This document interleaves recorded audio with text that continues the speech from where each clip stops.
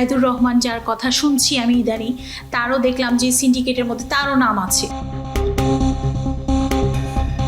12 তারিখ পর্যন্ত ঠেকায় রাখতে হবে, গভর্নমেন্ট পাওয়ারে আসলে তখন আমাদের জাহিদ ভাই ফুল পাওয়ার। জামাতে ইসলামের ৭১ ভূমিকা কি ছিল? আমাদের স্বাধীনতা বিরোধী ছিল। আর আমি কোট অ্যান্ড কোট সুশীল না, আমি একেবারে পরিষ্কার পলিটিক্যাল অ্যাক্টিভিস্ট। তোমার থেকে নিয়ে আমরা কোথায় যাব? তোমার জিনিস তোমার কাছেই থাকবে। আমি আব্বুকে বোঝাবো এদের কথা না শুনুক, আব্বু আমাদের কাছে ফেরত চলে আসুক।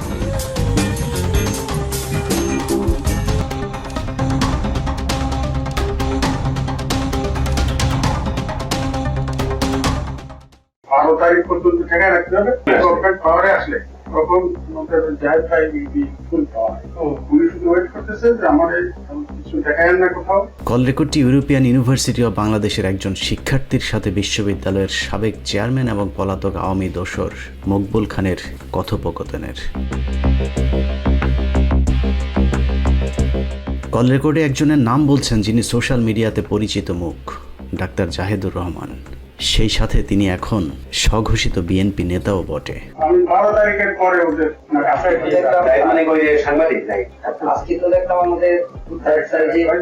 ঘটনার সারসংক্ষেপ বুঝতে হলে একটু পিছন থেকে শুরু করতে হবে। মাসখানেক আগে একটি অনুসন্ধানী প্রতিবেদন প্রকাশিত হয় 15 মিনিটসে।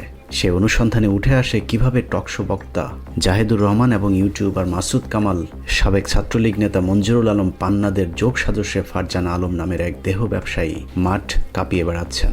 দেহ ব্যবসায়ী ফারজানা আলমকে ব্যবহার করে হানি ট্র্যাপের মাধ্যমে সমাজের উচ্চবিত্ত এবং প্রভাবশালী ব্যক্তিদের ব্ল্যাকমেল করা হয়। সেই সাথে এই চক্রটির মানুষকে ব্ল্যাকমেল করে কোটি কোটি টাকা হাতিয়ে নেয়ার প্রসঙ্গ উঠে আসে সেই প্রতিবেদনে। 15 মিনিটসের অনুসন্ধান থেকে জানা যায় ব্ল্যাকমেল চক্রের সাথে জড়িত ডক্টর জাহিদুর রহমান বেসরকারি বিশ্ববিদ্যালয় ইউরোপিয়ান ইউনিভার্সিটি অব বাংলাদেশের সাবেক চেয়ারম্যান মকবুল আহমেদ খানকে ট্র্যাপে ফেলে দখলবাজিতে মেতে ওঠে মাসুদ কামাল জাহিদুর রহমানের নেতৃত্বে একটি চক্র। 15 মিনিটসের অনুসন্ধানী প্রতিবেদনটি প্রকাশের পর আরও ভয়াবহ রূপে মাঠে নেমেছে সেই চক্রটি।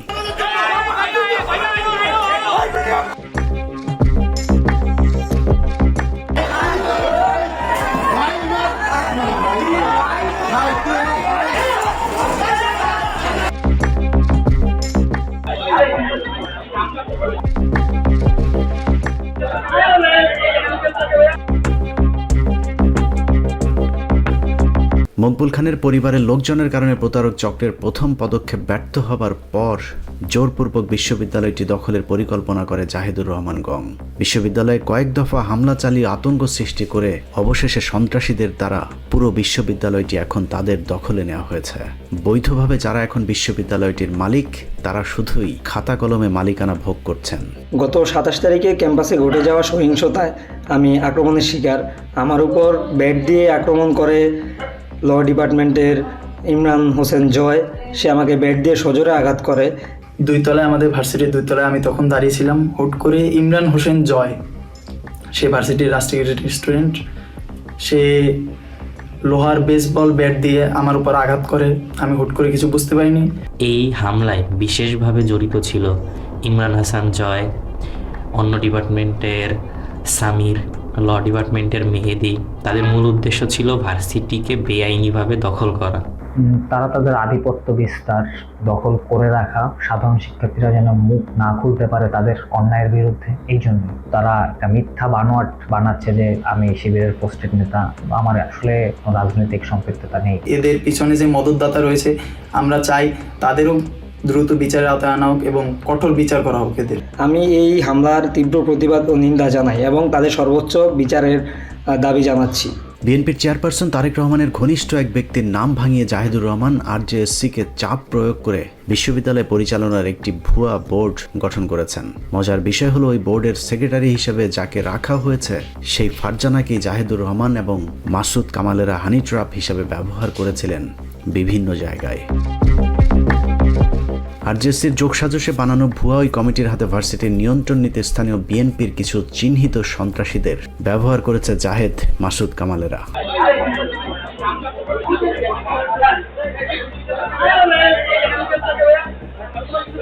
বিএনপির ক্ষমতাকে কাজে লাগিয়ে ভার্সিটির সাধারণ শিক্ষার্থীদের উপর ভয়াবহ আক্রমণ চালানো হয়েছে। এ সময় গুরুতর আহত হয় বেশ কয়েকজন বিশ্ববিদ্যালয়ের শিক্ষার্থী। এই মর্মান্তিক হামলার কারণে আমি সহ আমার ব্যাচের অন্যান্য স্টুডেন্ট সহ ডিপার্টমেন্টের অন্যান্য স্টুডেন্ট সহ কিছু ভাই ব্রাদার গুরুতরভাবে আহত হয়। আমি নিজে পর্যন্ত আহত হই। তারা বেশ কিছুদিন ধরেই আমাদের ইউনিভার্সিটিতে দখল করেই এক প্রকার বসে আছে।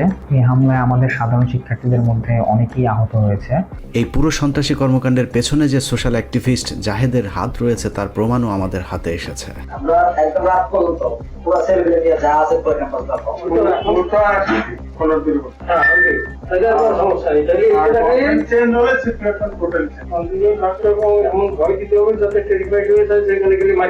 আমাদের হাতে আসা একটি অডিও রেকর্ড থেকে জানা যায় আগামী 12 তারিখের নির্বাচন পর্যন্ত ভার্সিটি দখল করে রাখতে মকবুলকে নির্দেশ দেন জাহেদুর রহমান। সংসদ নির্বাচনের পর বিএনপি সরকার গঠন করলে ভার্সিটির নিয়ন্ত্রণ পুরোপুরি নিজেদের হাতে নেবেন বলে মকবুলকে আশ্বস্ত করেছেন জাহেদ। 12 তারিখ পর্যন্ত ঠেকায় রাখতে হবে, গভর্নমেন্ট পাওয়ারে আসলে তখন জাহেদ ভাই ফুল পাওয়ার। উনি শুধু ওয়েট করতেছে যে আমার ঠেকায় না কোথাও না। 12 তারিখ বিএনপি ক্ষমতায় আসলে কিভাবে বিশ্ববিদ্যালয় নিজেদের দখলে নেওয়া হবে সেই প্রস্তুতির কথাও মকবুলকে জানিয়েছেন জাহেদুর রহমান। তোমাদের কাজ নেই, তাদের মধ্যে এখন এই সৃষ্টি করে রাখা সর্বোচ্চ চেষ্টা করবে। এর আগে 15 মিনিটসের অনুসন্ধানী প্রতিবেদনটি প্রকাশের পর দাবার ঘুঁটি মকবুলকে নিয়ে নিজের ইউটিউব চ্যানেলে একটি ভিডিও আপলোড করেন হানি ট্রাপ ব্যবসায়ী মাসুদ কামাল। আমার বিশ্ববিদ্যালয়ে যে প্রবলেম চলতেছে তার মধ্যে আপনাকে জড়িত করার বিষয়ে আমি আসলেই আপনার কাছে ক্ষমা প্রার্থী। মাসুদ কামালের সেই ভিডিও নিজের সোশ্যাল মিডিয়াতে শেয়ারের পাশাপাশি নিজেও পৃথক আরেকটি ভিডিও নিজের ব্যক্তিগত ইউটিউব চ্যানেলে প্রকাশ করেছেন আরেক হানি ট্রাপ ব্যবসায়ী জাহেদুর রহমান। একটি বেসরকারি বিশ্ববিদ্যালয় ইউরোপিয়ান ইউনিভার্সিটি অব বাংলাদেশের সাথে আমার নাম জড়িয়ে কিছু কথা হয়েছে। দুজনেই তাদের ভিডিওতে মকবুল আহমেদকে ব্যবহার করেছেন। হানি ট্র্যাপের শিকার মকবুলের পক্ষে সোশ্যাল মিডিয়াতে এই চক্রের শিখিয়ে দেয়া বক্তব্যের বাইরে যাবার কোনো উপায় ছিল না। আমি যা শুনছি যে ওনারা একটা বড় ধরনের অ্যামাউন্ট দিছে, উনি এটা করে দিছে। মাসুদ কামালের সাথে আলোচনায় যুক্ত হয়ে মকবুল আহমেদকে অনেক অভিযোগ নিয়ে কথা বলতে দেখা গেছে। মাসুদ কামালের এক প্রশ্নের উত্তরে কোনো ধরনের তথ্য প্রমাণ ছাড়া মকবুল বলেন 15 মিনিটস অনুসন্ধানী প্রতিবেদনটি প্রকাশের জন্য আমাকে নাকি 1 কোটি টাকা ঘুষ দিয়েছে মকবুল খানের ছেলে। এর পিছনে একটা বড় ধরনের অঙ্ক, 1 কোটি 1.5 কোটি টাকা খরচ করেছে। এই ইলিয়াস এই নাম আমি জীবনে প্রথম তাকে দিয়ে একেবারে ভুয়া একটা ইয়া করেছে। আজগুবি মানে আপনি বলতে চাচ্ছেন যে টোটাল কাহিনীটাই আজগুবি কাহিনী, এটা বানানো উদ্ভট এবং আজগুবি। একইভাবে ছেলের বিরুদ্ধে জমি দখল, ভার্সিটির পদ দখল, শেয়ার কারসাজি, ব্যক্তিগত নির্যাতন এবং মামলা প্রসঙ্গেও মকবুলকে মিথ্যাচার করতে উৎসাহ দেন মাসুদ কামাল। নাটক আবেগঘন করতে মাসুদ কামাল মকবুল হোসেনকে বলতে বাধ্য করেন তার ছেলে মেয়েরা নাকি তাকে বাড়ি থেকে বের করে দিয়েছে। তার নিজের পুত্র ওই ভার্সিটিতে একটা কৃত্রিম সংকট তৈরি করে তাকে সেই ভার্সিটি থেকে বের করে দেয়। একমাত্র পুত্র আপনাকে বেসিক্যালি ট্রাস্টি বোর্ড থেকে বের করে দিয়েছেন। মানে আপনি কি আপনার নিজের বাসায় এখন থাকেন না? আমি আমার বাসায় থাকি না। এসব অপপ্রচারের প্রেক্ষিতে আমাদের পক্ষ থেকে মকবুল আহমেদের সাথে বারবার যোগাযোগ করা হলেও তাকে পাওয়া যায়নি। হানি ট্র্যাপের শিকার মকবুল কথা না বললেও ইউরোপিয়ান ইউনিভার্সিটির বর্তমান চেয়ারম্যান এবং মকবুল খানের একমাত্র ছেলে আহমেদ ফরহাদ তানিম সহ মকবুল খানের 2 মেয়ে আমাদের সাথে কথা বলেছেন। ফার্স্ট দেখে আমি অবাক হয়েছি, এই চিঠি দিয়ে আদান প্রদান করে আমার বাবাকে সে একটা জালের মধ্যে আটকে ফেলে। উনি ওইখানে দাবি করছে যে আগের বোর্ডের থেকে আমরা 3-4 মেম্বারকে সরিয়ে দিয়েছি। এটা কখনোই সম্ভব না। এটা আসলে একটা সিন্ডিকেট। ফরজানা আলম, জায়েদুর রহমান এবং মুন্না, পাখি, এরকম আরও অনেক কিছু। মাই রাইট অ্যাবাউট নাও মাই চাচা অ্যাজ ওয়েল, মঞ্জু। মাসুদ কামালের ইউটিউব চ্যানেলে মকবুল আহমেদের করা অভিযোগের বিষয়ে প্রথমেই কথা হয় মকবুল আহমেদ খানের ছেলে এবং ইউরোপিয়ান ইউনিভার্সিটির বর্তমান চেয়ারম্যান ফরহাদ তানিমের সাথে। তিনি বলেন, একজন নারীকে কাজে লাগিয়ে জাহেদ, মাসুদ কামাল গং তাদের পরিবারে অশান্তি তৈরি করেছেন। অনেকে বলে ওনার সাথে আমার বাবার কিছু অবৈধ সম্পর্ক ছিল এবং আমরা এতগুলা চিঠি পাই ওনার লেখা, আমার বাবাকে দেয়া চিঠিগুলোতে উনি বিভিন্ন সময় বিভিন্নভাবে আমার আব্বাকে মানে ইনফ্লুয়েন্স করার চেষ্টা করেছেন বিভিন্নভাবে। ওনাকে মানে উনি অসহায় এরকম বলতে চেয়েছে। উনি বলতে চেয়েছে আমাকে সমাজ গ্রহণ করছে না তোমার জন্য। ওনাকে যে আসলে মিসগাইড করলো এই মহিলাটা, ওনার চিঠিগুলো পড়লে আপনি বুঝবেন। ওনাকে আসলে দীর্ঘদিন ধরেই উনি একটা রং একটা ধোয়ার মধ্যে রেখেছে। এমন একটা অবস্থা হয়ে গেছে যে মানে আমার কাছে কষ্ট লাগে যে এই মহিলা বা তার হাজব্যান্ড নিয়ে ঘুরে, এটা কেমন হাজব্যান্ড যে তার ওয়াইফকে সে আমার বাবার সাথে এইভাবে লাগিয়ে দিয়েছে। ওনারা যেটা করছে ওনাকে এমনভাবে মোটিভেট করে রাখছে, এমনভাবে একটা রং ইনফ্লুয়েন্সের মধ্যে ওনাকে রাখছে যে কোনোভাবেই আর ওনাকে আমরা এখান থেকে ফেরত আনতে পারছি না। তানিমের বাবা মকবুল খান ইউটিউবার মাসুদ কামালের চ্যানেলে আমাদের বিরুদ্ধে 1 কোটি টাকা চাঁদার যে দাবি করেছেন সেই বিষয়টিও অস্বীকার করে প্রমাণ দেখানোর চ্যালেঞ্জ ছুড়ে দিয়েছেন ফারহাদ তানিম। আসলে আমাদের কয়েক কোটি টাকা ইলিয়াস হোসেন সাহেবকে তো ফার্স্ট অফ অল আমি চিনতামই না। আমি পরে এটা জানতে পারি। আমি আসলে জাহিদুর রহমান সাহেবকে চিনতাম, কারণ উনি আমাকে খুবই ঝামেলা দিয়েছে আমাদের সবাইকে। টাকা দিয়ে যদি এত সহজেই সব করা যায় তাহলে আমার ফাদারের কাছে অনেক টাকা আছে, আর আমরা টাকা দিব ইলিয়াস হোসেন সাহেবকে তো আমরা ওইভাবে জানতামই না। ওনাকে আমি কোথা থেকে টাকা দিব? তো আমার কাছে ভালো লেগেছে ইলিয়াস হোসেন সাহেব যে 15 মিনিটস প্রোগ্রামটা করেছে, উনি কিন্তু প্রত্যেকটা জিনিস প্রত্যেকটা কথার সাথে উনি কিন্তু একটা প্রমাণ দিয়েছেন, বা উনি অন্তত একটা কিছু উনি পেশ করেছেন। কেউ যদি এটা চ্যালেঞ্জ করে তাহলে সে আসুক, এসে এটাকে চ্যালেঞ্জ করুক যে উনি কথাটা বলেছেন এটা ভুল কথা, তো এটা কেউ মিথ্যা প্রমাণ করুক। তো এই চ্যালেঞ্জ কিন্তু ওনারা কেউ করেন নাই। কিন্তু আমি যদি ইলিয়াস হোসেন সাহেবকে টাকা দিয়ে থাকি, ওনারা যদি এটা এইভাবে করে বলছেন, ওই প্রেক্ষিতে তো ওনারা এই কথাটা বলছেন যে আমি হয়তো টাকা দিয়েছি, যেহেতু ওনাদের বিষয়টা এসেছে আগের রিপোর্টে আমি যে দেখেছি। তো ওনারা যেহেতু বলছে আমি যেমন প্রমাণ দিতে পেরেছি, তাহলে ওনাদেরকে আপনাদের বলা উচিত ওনারা প্রমাণ দেখ আমি যে কয়েক কোটি টাকা দিয়েছি, বা 1 কোটি টাকাও যদি দিয়ে থাকি, বা আমি যদি 10 টাকাও দিয়ে থাকি, সেটার যদি কোথাও কোনো প্রমাণ থাকে, এটা তো একটা বড় অঙ্কের টাকা, রাতের অন্ধকারে তো আর দেওয়ার সম্ভব হবে না। তো প্রমাণ যদি কেউ দেখাতে পারে আমি মেনে নিব আমি টাকা দিয়েছি। হ্যাঁ, 24-এর 5 আগস্টের পর ভার্সিটির সাধারণ শিক্ষার্থীদের আন্দোলনের মুখে চেয়ারম্যানের পদ থেকে পদত্যাগ করতে বাধ্য হন মকবুল হোসেন। পরে অন্য বোর্ড মেম্বার এবং শিক্ষার্থীদের চাওয়ার প্রেক্ষিতে ভার্সিটির চেয়ারম্যানের পদে বসেন মকবুল খানের পুত্র ফারহাদ তানিম। অথচ মাসুদ কামালের আলোচনায় যোগ দিয়ে মকবুল বলেন তার ছেলে তাকে জোরপূর্বক সরিয়ে দিয়ে চেয়ারম্যানের পদে বসেছেন। 5 আগস্টের পর আমি যখন এখানে যাই, তো তখন একটা আমরা যে কোনোভাবে আমাকে এখানে যারা শিক্ষক ছিলেন, যারা শিক্ষার্থী ছিলেন, তারা আন্দোলন করে আমার ফাদারকে এখানে সরিয়ে দেয়। সরিয়ে দেওয়ার পরে আমাকে ওনারা চেয়ারম্যান হিসেবে এখানে বসানোর পরে আমি একটা দল দেখি বলতেছে যে ওনার বৈধতা কী।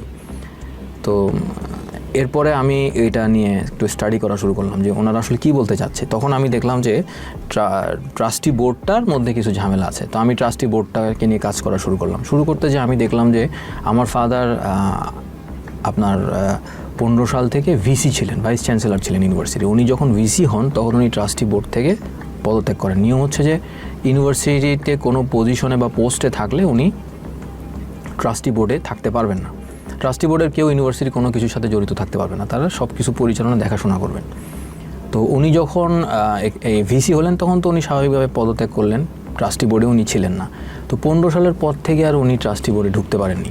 এর মধ্যে বেশ অনেক ওই ফারজানা আলম এবং ওনার অ্যাসোসিয়েটদের দ্বারা ওনারা অনেক রকম অনিয়ম দুর্নীতি এখানে করেন, যেই কারণে কিন্তু এখানে একটা মানে আস্তে আস্তে করে একটা আনরেস্টের সৃষ্টি হয়। এবং ওনাকে সরিয়ে দেওয়ার জন্য কিন্তু ইউজিসি থেকেও আমাদের ইউনিভার্সিটিতে 2022 সালে একটা কমপ্লেন লেটার সাবমিট করা হয়। একটা তদন্ত করে তারা এখানে উল্লেখ করে দেয় যে ওনাকে অতি সত্বর ট্রাস্টি বোর্ডের থেকে সরানো হবে এবং উনি ভাইস চ্যান্সেলরও কখনো হতে পারবে না। মাসুদ কামালের আলোচনায় যোগ দিয়ে মকবুলকে বলতে শোনা যায় ঢাকার শ্যামলীর একটি পারিবারিক জায়গা জোর করে নিজের নামে লিখে নিয়েছেন তার পুত্র ফরহাদ তানিম। তবে ফরহাদ জানিয়েছেন ওই জমি শুরু থেকেই তার নামেই নথিভুক্ত ছিল। এই জায়গাটা তখন আমার নামে রেজিস্ট্রি করা হয়। এই জায়গাটা কখনোই আসলে ইউরোপিয়ান ইউনিভার্সিটির নামে রেজিস্ট্রেশন ছিল না। জাস্ট কার্যকলাপ শুরু করার জন্য প্রাথমিকভাবে একটা ডিড করা হয়েছিল, এর বাইরে কিছুই না। আর এইটা যে সত্যি কথা বলতে যে এইটা উনি আমার নামে লিখে দেয়, এটা এমন না যে আমি জালিয়াতি করে, এটা তো আসলে সম্ভব না। উনি আমার নামে এটা করে দেয় এবং এটারও প্রমাণ আছে। ওনাকে খুব মিসগাইড করছে একটা গ্রুপ, খুব সাংঘাতিকভাবে। তো ওনারাই হয়তো ওনাকে বুদ্ধি দিয়েছে যে এটা তো ইউরোপিয়ান ইউনিভার্সিটির নামে ছিল, তাহলে এটা ওর নামে চলে গেল কেন। এই জিনিসটা নিয়ে ওনারা আর কি হেনস্থ করা এক ধরনের, আমাদেরকে ওনারা প্রতিনিয়তই এভাবে হেনস্থ করছে। তো এটা এক ধরনের আমাদেরকে একটা হেনস্থ করা, এছাড়া আর কিছুই না। যেই ফারজান আলম নামের দেহ ব্যবসায়ীর সাথে অন্তরঙ্গ ভিডিও করিয়ে মকবুল হোসেনকে জিম্মি করা হয়েছিল, ওই নারীর সাথে তার বাবার কোনো বৈধ সম্পর্ক নেই বলেও সাফ জানিয়েছেন ইউরোপিয়ান ইউনিভার্সিটির বর্তমানে এই চেয়ারম্যান। আমাদের কোনো সমস্যা ছিল না, আমরা এটা অ্যাকসেপ্ট করে নিতাম। একটা লিগ্যাল রিলেশনশিপের মধ্যে উনি যদি যেতেন, কিন্তু একটা ইলিগাল রিলেশনশিপের মধ্যে থেকে উনি ওনাকে দিয়ে এই সমস্ত রং কাজ করাচ্ছে এবং একটা ফ্যামিলিকে ধ্বংস করে দিচ্ছে। Very unfortunate, very unfortunate. আমরা খুবই এটা নিয়ে আমরা খুব যন্ত্রণার মধ্যে আছি, আমরা ভালো নাই। মাসুদ কামাল জাহেদ চক্রের ফাঁদে পড়ে বাবা ছেলের বর্তমান অনাকাঙ্ক্ষিত পরিস্থিতিতে মকবুল আহমেদের দুই মেয়ে ও ভাইয়ের পক্ষেই অবস্থান নিয়েছেন। ভাইয়াকে আব্বু নিজে ডাক দেয় যে তুমি আসো, তুমি এসে দেখো যে কি হচ্ছে। তখন ভাইয়া ফার্স্ট ঢুকলো। মকবুল আহমেদ খানকে জিম্মি করে জাহেদ, মাসুদ কামালরা নিজেদের স্বার্থেই কৃত্রিমভাবে সংকট তৈরি করে বিশ্ববিদ্যালয়টি দখলের চেষ্টা করছেন এমন দাবি করে মকবুলের ছোট মেয়ে জানান, বিশ্ববিদ্যালয়টি এখন তার ভাইয়ের হাতে নিরাপদ, কারণ তার বাবাকে দায়িত্ব দেয়া হলে পক্ষান্তরে এই বিশ্ববিদ্যালয়টি মাসুদ কামাল এবং জাহেদরাই দখল করে নেবেন। ওদেরকে আব্বু চায় আবার যে ওরা যাতে আবার ঢুকে, আব্বু এটা ডিরেক্টলি বলছে যে আব্বু আসলে আব্বু ওদেরকে নিয়ে আসবে, কিন্তু ওরা আমাদের ইনস্টিটিউশনটা at the end of the day এই ইনস্টিটিউশন বানাইতে আব্বু যে টাকাটা খরচ করছে সেটা তো আমাদের উপরও খরচ করতে হতো। এখন ওরা ইউনিভার্সিটিটাকে পুরো ডুবাই দিচ্ছে, এটা আমরা কীভাবে মেনে নিই? তো ওদেরকে আমরা কিছুতেই রাজি না আনবো না, এটা নিয়েই আব্বু আমাদের সাথে রাগ। এই জন্যই আব্বু এসব কথা বলতেছেন। যারা কন্টিনিউ টাকা নিয়ে খালি খেয়েই গেল এবং আমাদের ইউনিভার্সিটিটা পুরো একেবারে নষ্ট করে, একটা এত বড় ইনস্টিটিউশন স্টুডেন্টদেরকে চিট করে ওরা নষ্ট করে ফেলছিল, তাদেরকে আমরা কোনো অবস্থাতে। একই রকম বক্তব্য দিয়েছেন মকবুল খানের বড় মেয়ে ঈশিতা শবনম খান। তিনি বলেন, বাবার পাশাপাশি তার ভাইকেও ফাঁসানোর চেষ্টা চলছে। মিথ্যা তথ্য ছড়িয়ে সিম্প্যাথি তৈরি করেছে জাহিদুর রহমান মাসুদ কামালের সিন্ডিকেট। মকবুল হোসেনের বড় মেয়ে জানান, তাদের বাবার সাথে পরিবারের কেউ কোনো অন্যায় করেনি, বরং তার বাবাকে বাধ্য করা হচ্ছে এসব উদ্ভট মিথ্যা বক্তব্য দিতে। এখানে সব প্রমাণিত যে আন্দোলন চলাকালীন আমার বাবা রিজাইন দিলেন এবং তারপরে আমার ভাইকে এখানে বসালেন। তো এখানে তো আমার ভাই নিয়ে যাওয়ার কোনো প্রশ্ন উঠছে, আর ভাই তো নিয়ে যে কোথাও চলে যাচ্ছে না। ফারজানা আলম, যিনি নিজেকে ডক্টরেট ডিগ্রিধারী মনে করে, এবং এই মহিলার সাথে জড়িত আরও কিছু মানুষ আছে, মুন্না নাম, তারপরে আপনার দেখা যায় যে জায়েদুর রহমান, যার কথা শুনছি আমি ইদানিং, তারও দেখলাম যে সিন্ডিকেটের মধ্যে তারও নাম আছে। তিনি কিন্তু অ্যাকচুয়ালি আমি যেটা বলবো যে তার কোনো ধরনের অবদান এই ভার্সিটিতে নেই, ছিল না, কিন্তু রিসেন্ট কিছু অ্যাক্টিভিটিস দেখে আমি বুঝলাম যে তিনি আমার বাবার সাথে খুব সুন্দর করে আমার বাবাকে প্ররোচিত করছে, বিভিন্ন কথা বলে, বিভিন্ন সুন্দর সুন্দর কথা বলে, এবং আমার বাবাও দেখলাম কিছু কিছু ক্ষেত্রে তাকে কিছু টাকা পয়সা দিয়েছে, প্রায় 30 লক্ষ টাকার মতন তাকে দিয়েছে। এবং এইসব জিনিস সে করছে এই জন্য যে টাকাগুলি যাতে সে নিতে পারে, এবং আগের মতন সেই যে অরাজকতা ছিল, এই যে বিভিন্ন ধরনের সমস্যা ছিল আমাদের ভার্সিটিতে, এই যে হুট করে টাকা পয়সা নিয়ে যেত, সেই একই জিনিস তারা আবার শুরু করার জন্য পাগল হয়ে গিয়েছে। মাসুদ কামাল জাহিদুর রহমান সিন্ডিকেট যে মকবুল খানকে ব্যবহার করেছে তার একটি প্রমাণও আমাদের হাতে এসেছে। পরবর্তীতে আমি জানতে পারি আমার ছেলে সেটাকে জাহেদ মাসুদ কামালের ঘনিষ্ঠ আইনজীবী সাবেক অ্যাটর্নি জেনারেল আসাদুজ্জামানের সহকারী আসমা খানম পাখির একটি অডিও রেকর্ড আমাদের হাতে এসেছে, যেখানে শোনা যায় মকবুলকে মামলার শুনানির জন্য মিথ্যা বয়ান শিখিয়ে দিচ্ছেন সাবেক অ্যাটর্নি জেনারেলের সহকারী আসমা খানম। আপনি ওখানে লেখছেন পদত্যাগপত্রের সিগনেচার নেই, আপনি লিখবেন আমার কাছে জোর করবো একটা সাদা কাগজে সিগনেচার নেই। পরবর্তীতে আমি জানতে পারি আমার ছেলে সেটাকে পদত্যাগপত্র হিসেবে দাবি করে, সেই চেয়ারম্যান, ঠিক আছে, ওই লেখা লাগবে, আপনি বসতে পারবেন না, আমি লিখে তৈবে না, আপনার এখন ওইখানে ওই ডেটে অ্যারেস্ট করে আবার সই দিতে পারেন না ওই লেখাটা, কারণ নির্দেশন জারিতে লেখা আছে, আমরা কোর্টে যাওয়ার পয়সা ওখানে লেখা যে আমার একটা সাদা কাগজ সিগনেচার নেন, পরবর্তীতে জানি ওখানে ওরা অডিওতে শোনা যায় অনাকাঙ্ক্ষিত পরিস্থিতির জন্য তার ছেলে তানিমকে দায়ী করতে জোর করা হচ্ছে মকবুল খানকে। মকবুল হোসেন খান আদালতে মিথ্যা বয়ান দিতে অস্বীকৃতি জানালে তাকে আরো চাপ দিতে শোনা যায় আসমা খানমকে। এখানে একটা জিনিস আমি বলি, শোনো, এই টোটাল যে ঘটনাটা যখন ঘটে তখন কিন্তু আমার ছেলে একসাথে জড়িত ছিল না কোনোভাবে। আমার কথা শোনো, আমি মালিক না, আমার কথা শোনো, বাস্তবটা শোনো। এরপরে যখন আমি যাওয়া বন্ধ করে দিলাম, প্রায় 15 দিন পরে তারপরে সে যাওয়া শুরু করলে ওরা দেখলো যে সে তো যা শুরু করে তাই শোনে, বুঝছো, এই তখন তারা ওর প্রশংসা করা শুরু করে। শোনেন, আমি যদি না যাই, আমি যদি রিলে না দিই, আমার বাবাকে কিছু করার রিলে যাওয়ার প্রশ্নই ওঠে না। ও তো সেই সময় ইউনিভার্সিটিতে যাইতই না। আপনি ভালোবাসেন, আপনি বুঝেন আপনার কথা, আমি কি ভালোবাসা না, আমি যেটা যেটা আপনাদের ব্যাপার, আপনার পারিবারিক ব্যাপার, আপনি দেখেন একটা কষ্টে জানেন না, যেটা বাস্তবে আপনি বোঝেন না, আমার বুঝে আপনি করেন আইন সম্মতভাবে করো, আমি সই করি। ওই আল্লাহ আমার কথা বোঝেন, এরা করেন না, ওই সে সব ঠিক আছে, ওই লেখা লাগবে খালি দরগুলো সাদা কাগজ লিখেছেন না, পরবর্তী তারা মূলত মিথ্যা মামলা দিয়ে ফরহাদ তানিমকে ফাঁসাতেই মকবুলকে দিয়ে তার বিরুদ্ধে একাধিক মামলা করিয়েছেন জাহেদের এই সিন্ডিকেট, যে কাজে সম্পূর্ণ সহায়তা করেছেন অ্যাটর্নি জেনারেলের অফিস। এর মধ্যে বেশ কিছু আছে যে আমাকে তো পার্সোনালি কিছু মামলা, আমার নামে মার্ডার কেসের মামলাও, হাসিনার সময় যে ওনার নামে যে মার্ডার কেসের মামলাগুলো ছিল সেগুলো তো আমাকে ঢুকিয়েছে। জুলাই 5ই আগস্টের পরে যে মামলাগুলো হাসিনার নামে হয়েছে সেই মামলাতেও কিন্তু আমার নাম ঢুকানো হয়েছে 3টা মামলাতে অবৈধভাবে, যেহেতু আমি তো এটা কিছুই জানি না। ওনার সাথে যারা ওনাকে রংলি গাইড করছে তারাই হয়তো বলছে যে এগুলো তো বাংলাদেশে আসলে করাই যায়, টাকা পয়সা দিয়ে এইসব মামলার মধ্যে ঢুকানো যায়। তো আমি যেমন 145 নম্বর আসামি, একটাতে কোনোটাতে 62 নম্বর আসামি, এভাবে করে আছি আর কি। সামাজিকভাবে সম্ভ্রান্ত পরিবারের মানুষ হয়েও একটি দুষ্ট চক্রের কাছে জিম্মি খান পরিবার। চরম বিভ্রান্তিকর একটি বিষয় নিয়ে নিজেদের অস্তিত্ব সংকটে পরিবারটি নিজেদের মুখ খুলতে বাধ্য হয়েছেন। মকবুল আহমেদ খানের একটি ভুল পুরো পরিবারকে সামাজিকভাবে পথে নামিয়ে দিয়েছে। একদিকে পরিবার, ব্যবসা, অন্যদিকে নিজেদের সম্মান, উভয় সংকটে পড়ে দিক বিদিক ছুটছেন মকবুল খান। অন্যদিকে ভুল ক্ষমা করে দিয়ে বাবাকে আবারও ঘরে ফিরে আসার আবেদন করেছেন মকবুলের 3 সন্তান। তুমি এই ভুল থেকে বেরিয়ে আসো এবং অবশ্যই যদি পরিস্থিতি ভালো হয় আবারও তুমি তোমার সেই পজিশন ফিরে পাবে। এটা কোনো কঠিন কিছু না। তোমার থেকে নিয়ে আমরা কোথায় যাব? তোমার জিনিস তোমার কাছেই থাকবে। তোমার কাছে থাকা মানে তো আমাদের কাছেই থাকা। একজন বাবা তার সন্তানদেরকে বুঝিয়ে দেয়, তো সন্তান তার বাবার থেকে জোর করে এটা কি নিয়ে যাবে, কোথায় নিয়ে যাবে? তুমি আমাদেরকে ভুল না বুঝে আমাদের সহযোগিতা করো, আমাদের সাথে আসো, ইনশাল্লাহ সব ঠিক হয়ে যাবে। আল্লাহ যদি চায় অবশ্যই সব ঠিক হয়ে যাবে। আমি আব্বুকে বোঝাবো এদের কথা না শুনুক, আব্বু আমাদের কাছে ফেরত চলে আসুক। আব্বু কেন মনে করে, কেন ওদের কথা শুনতেছে? আর আমার অসুস্থ বাবা, আমার বাবা এখন আসলেই at the moment right now খুবই অসুস্থ, তার অনেক সর্দি কাশি। যে ফেরত আসো, তোমার নাতি নাতকুররা তোমার কথা জিজ্ঞেস করে সারাক্ষণ, আমাদের লজ্জা লাগে তাদের কাছে যেতে, আমরা বলতে পারি না কিচ্ছু।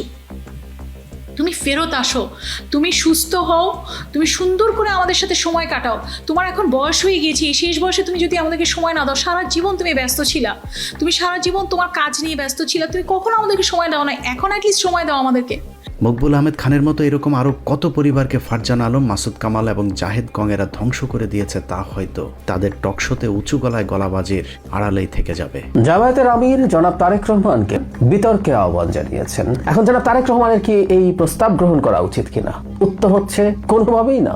আমিরের সাথে ডিবেট করে তাকে জাতে তোলার কোনো দরকার জনাব তারেক রহমানের আছে বলে আমি মনে করি। এটা জামাতে ইসলামের 71-এর ভূমিকা কি ছিল?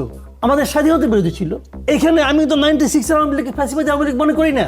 আমি পেশায় ডাক্তার না, আমি ঘটনাচক্রে ডাক্তারি পাশ করেছিলাম। আর আমি কোট অ্যান্ড কোট সুশীল না, আমি একেবারে পরিষ্কার পলিটিক্যাল অ্যাক্টিভিস্ট। জামাতের ভোট আমার বিবেচনায় খুব বেশি হলে আপনার 7 থেকে 10% বাংলাদেশে। অন্যদিকে চোখের সামনে একটি পরিবারকে ধ্বংস করে দেয়া এরকম একটি চক্রকে আইনের আওতায় না এনে রাষ্ট্রের সর্বোচ্চ আইন কর্মকর্তার অফিস কিভাবে অনৈতিক কাজে যুক্ত হতে পারে সেটা নিয়েও প্রশ্ন উঠেছে। সেই সাথে প্রশ্ন উঠেছে আর কত মানুষের জীবন গেলে এদেশে আইনের শাসন প্রতিষ্ঠা হবে। অন্যদিকে একটি রাজনৈতিক দল ক্ষমতায় আসার আগেই যদি তাদের নাম ভাঙিয়ে দখলবাজি চলতে থাকে তাহলে তাদের উপর মানুষ কিভাবে আস্থা রাখবে সেই প্রশ্ন থাকলো।